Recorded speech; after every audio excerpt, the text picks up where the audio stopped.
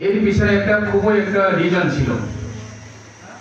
আমরা জানি আজকের দিনে 5 তারিখ সেপ্টেম্বর, এই দিনটা হচ্ছে ডক্টর সর্বপল্লী রাধাকৃষ্ণন ওনার জন্মর তারিখ।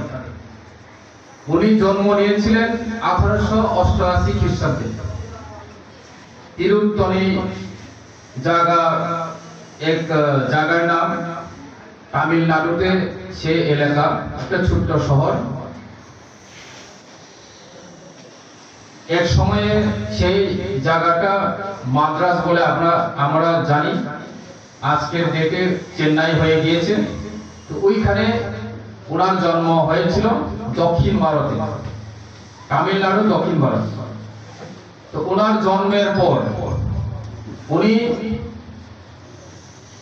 যে একটা লড়াই করে এসেছেন, তখনকার সময়ে আমরা জানি আমাদের দেশে, ভারতবর্ষে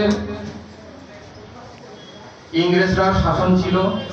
তখন নানা ধরনের জাতিভেদ দাঙ্গা, অনেক ধরনের কমনওয়েলথ ক্লেশ, এবং সবচেয়ে বড় বিষয় ছিল তখন ইংরেজদের বিরুদ্ধে যুদ্ধ করা। তো ছোট ছোট দাঙ্গা তখন চলত। সেই সময়ে একটা যে সংগ্রাম, এই সংগ্রামের মধ্যে আরেকটা সংগ্রাম চলছিল ভারতের যত মেধাবী ছাত্র,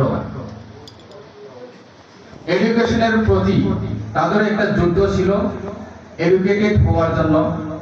তো দেশকে এডুকেশনের মাধ্যমে দেশকে যুদ্ধ জয়ী করে লাভ করার জন্য একটা পার্ট তখন চলছিল আন্দোলন। মনের অন্তর থেকে এই ভিতরে তখন একটা আন্দোলন চলছিল।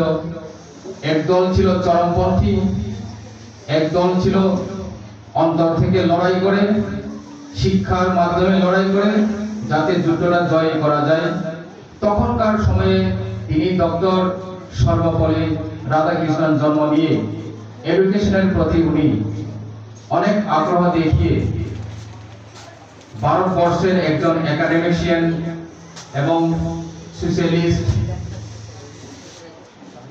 তিনি হওয়ার পর উনি অন্ধ্র ইউনিভার্সিটির ভাইস চ্যান্সেলর ছিলেন।